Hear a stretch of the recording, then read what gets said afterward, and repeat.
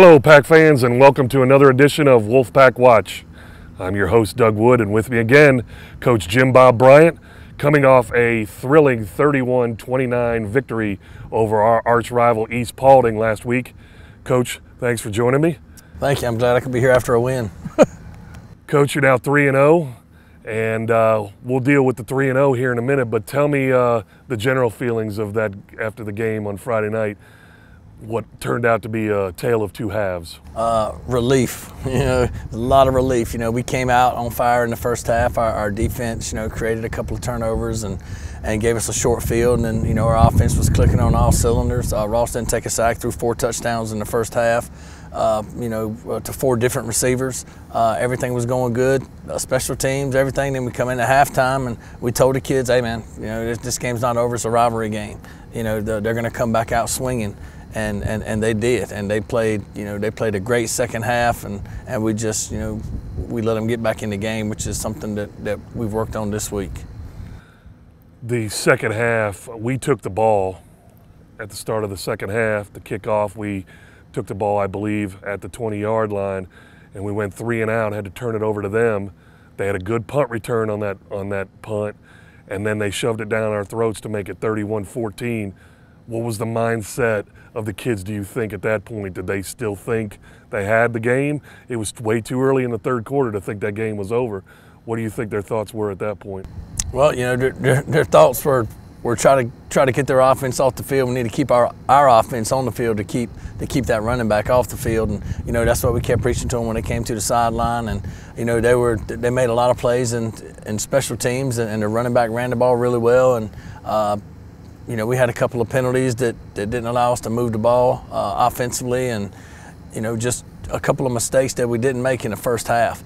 And then East just came out and played really well, and we just didn't play as good as they did in the second half, and we let them get back in the game. Yeah, the momentum shifts in this game were absolutely incredible. We had all of it in the first half with the turnovers that we had and the offensive success that we had. And then the second half, not nearly the offensive success, and their momentum was at an all-time high, and they took advantage of it. Tell me what it's like being a coach in a game where you're hanging on at the end after a first half that was so dominant. Well, there were a lot of prayers being sent up on the sideline at that time, and people say that God don't care about football. God loves football, and Friday night he loved North Paulding football, because he allowed us to hang on and win that game, which a lot of guys would have liked to have blown them out. And early in the game, I thought that's how it was going to be. But at the end of the game, when it became a close game and we ended up winning it, that made the game more exciting. And it also allowed us to, as coaches, to point out a bunch of things that we did wrong on the field and on all 3 phases, offense, defense, and special teams, and also allowed us to look back at our film as coaches and make some adjustments going forward. They exposed a couple of things on us, on offensively, defensively, and some of our special teams. So we worked as a staff to fix that going into this bye week. One last question about the game. It's a little over 3 minutes left, I believe. They've got the ball after a turnover on the kickoff. They've got the ball at the 39-yard line, just over 3 minutes, and we're up by 2.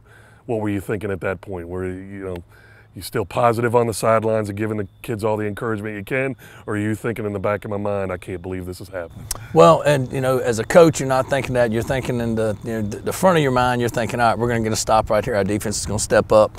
We're gonna bend but not break, and we're gonna keep them out of the end zone. But then in the back of your mind, you're thinking, all right, what do we do if they score? What is our game plan? How many timeouts do I have?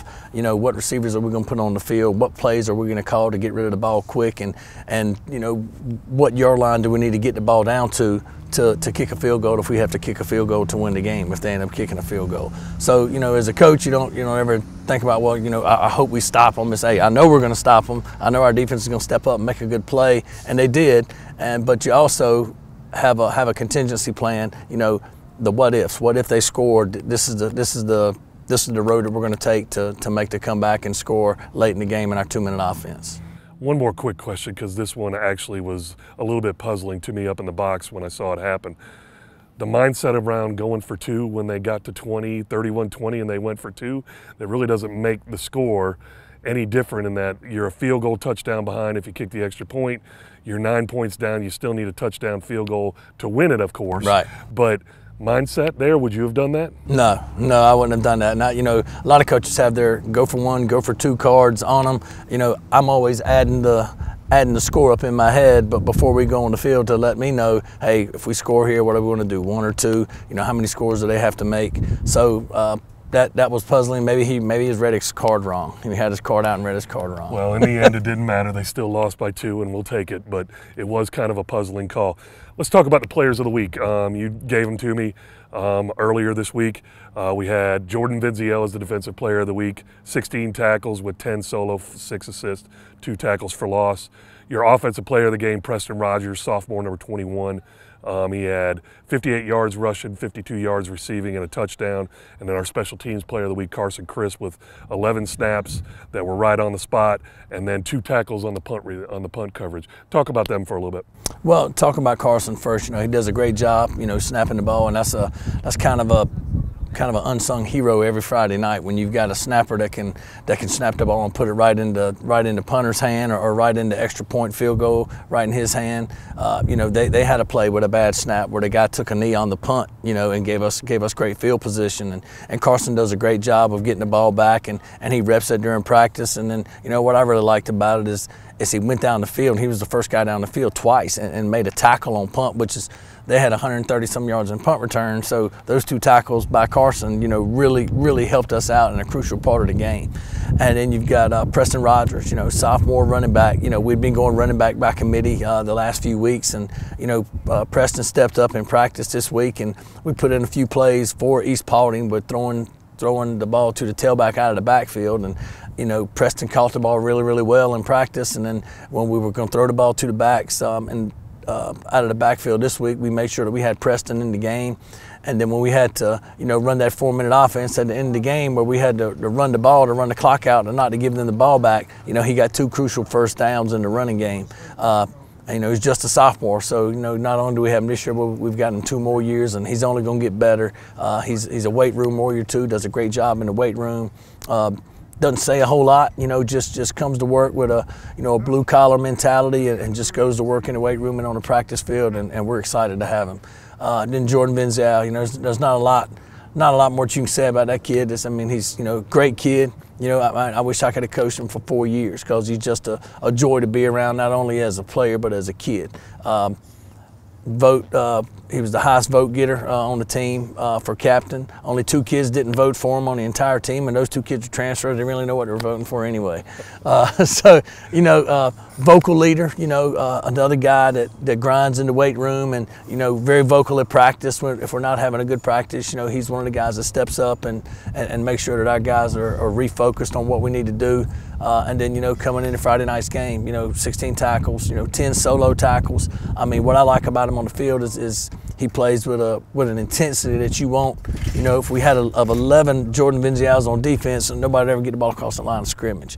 You know, so you know, we're excited to have Jordan, and I'm excited to have a chance to coach him his senior year, and look forward to seeing what he does the rest of this year and what he does in college.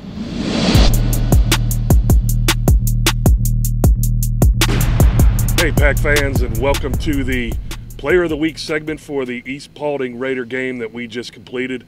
With me now are our 3 players of the game. First on offense, number 21, sophomore Preston Rogers.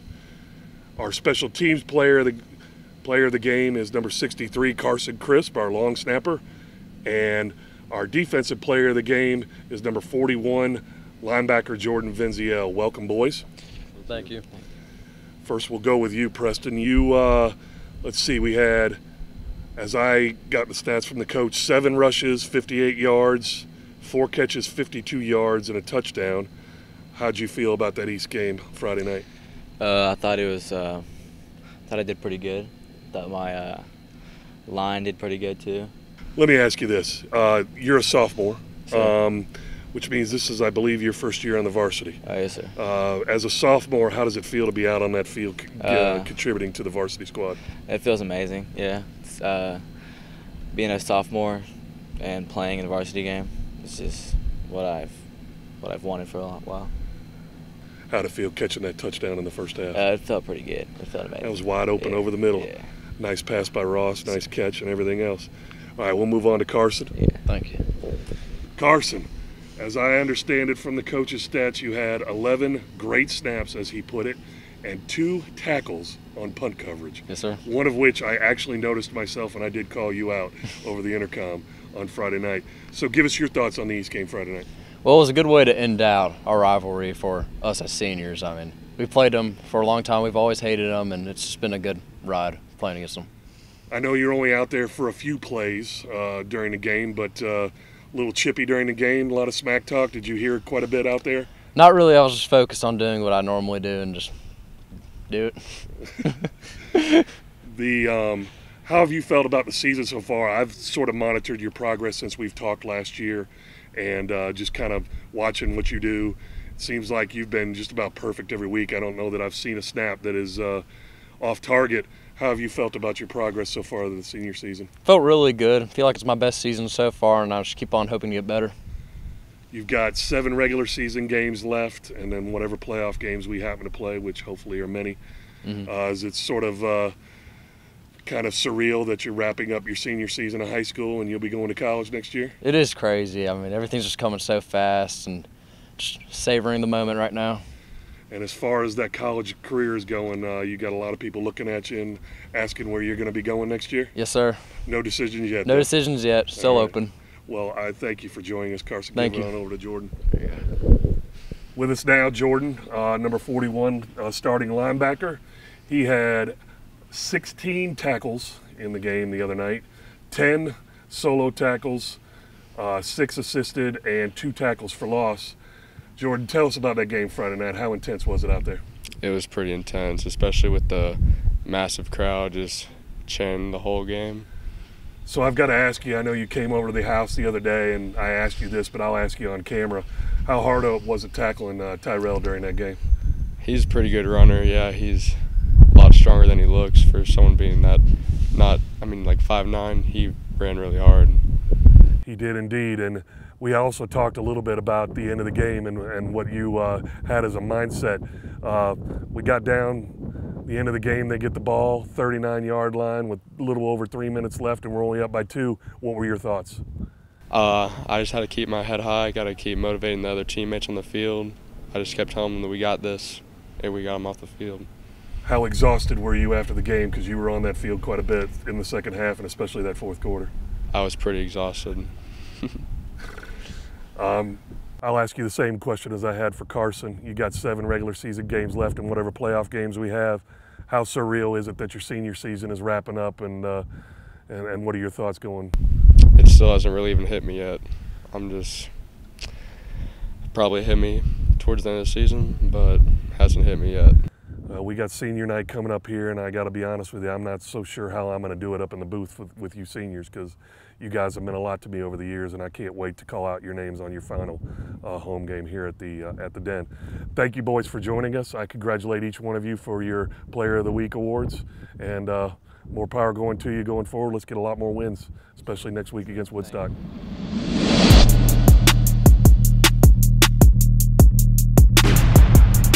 Talk a little bit about what your plans are this week. We don't have a game this week. We're off our bye week, and then leading into the Woodstock game on the road next week. What is your structure this week like? What are you guys doing? I know you said you were making some adjustments, some changes as coaches based on the film, but how is the structure going this week so far? Well, we practiced every morning this week. Instead of practicing in the afternoon, we decided to go at 6:30 in the morning, get them up, and we're testing them this week in the weight room in our football class. So we did bench, squat, and clean, and we'll do 40-yard dash, shuttle, pro agility shuttle, and broad jump, and height and weight. So we use this week in the weight room to do, instead of watching film, a lot of times in the weight room, we split up the class and half goes to film and half lift. Well, this week we tested them again because we'll start our new workout next week. So we practice from 6:30 to about 8:10 this week, varsity and JV in the morning. We made some adjustments in our punt team. Made some adjustments on our kickoff team, kickoff return, field goal, extra point. All of our special teams we shored up, and then defensively we really worked on a lot of fundamentals this week. Tackling and looking at a few new guys and a few new places, and then offensively we used it as a fundamental week. But we also had a big install week. We're installing some stuff that we're gonna debut versus Woodstock next week. Speaking of Woodstock, we will be on the road a week from Friday at Woodstock to play our next game over there. Talk about what you see from them so far. I don't know what their record is. I apologize to all the Pack fans, but I didn't look up their record before this interview. But I assume they are a formidable opponent. Last year, we beat them here in the Den pretty good, and then they eliminated us from the playoffs in the first round last year. So I assume that we've got some payback for them. Yeah, they've got a really good team. You know, they played three good teams to start the season. They opened up with North Cobb, you know, and North Cobb's loaded, you know, as they always are. And you know, they played Cambridge last week. They beat Cambridge and they lost to North Cobb, and then gosh, I can't remember, and Campbell. I believe it was Campbell, and they lost to them as well. I can't remember who the second team was, but anyway, they're 1-2. But they, you know, they had their chances in both those games that they lost. They've got a lot of speed on defense. They put a lot of pressure on the offense by sending a lot of blitzes, and then they try to match up in the secondary, and they play, you know, several different coverages in the secondary behind their blitzes with some zone blitz pressures and some man blitz pressures, and then offensively they're a spread, no huddle. You know, shotgun offense, throw a lot of formations at you with motions, and their quarterback is a really good runner, and he throws the ball really well. Also, so we're gonna have to prepare because they're open this week as well. So they've got 2 weeks to prepare for us, just like we have 2 weeks to prepare for them. So hopefully we'll have another good week of practice next week, and we'll get a little bit healthier than what we are right now. No major injuries. Got a couple of guys banged up, but hopefully we'll get them back by next week, and we'll be full strength by next Friday night. We ask all you Pack fans to get out there and support the varsity squad as we take on Woodstock a week from Friday. One last question. I'll go back to the Friday night game from East, and just talking about the intensity of everything, the score, the crowd, the excitement, all that kind of stuff we had. High Five Sports here, and I believe they interviewed you after the game. I think I saw a Facebook post with them interviewing after the game. How did that all, I mean, you're 3-0 as a coach. You said on that interview, you know, what we're 3-0. There's a lot of teams that like to be 3-0 in the state that aren't, and you're one of those teams. How's that feel so far? Well, you know, as a competitor, you know, 3-0 is where you want to be, you know, at the end of your first 3 games. And with the young kids that we've got on this team, to be 3-0 going into our bye week is a testament to not only our players and our seniors leading this team, but also to our assistant coaches that do a great job preparing these kids each week. You know, hopefully, you know, going into next week, then, you know, we can put together a good game plan offensively, defensively, and the kids will come to play, and hopefully we'll be 4-0 after next Friday night. I agree. I'm looking forward to 4-0 so that you guys can be undefeated when we play Campbell in 3 weeks here in the Den. I want to thank you, Coach, for joining me. Appreciate it. Thank you, guys. Yes, sir. We will be back in 2 weeks to review the Woodstock game and look forward to the Campbell game here in the Den. We thank you, everybody, for joining us, and we look forward to a good game next Friday night at Woodstock to put us at 4-0. Appreciate it. Appreciate it. Go Thanks. Pack. Go Pack.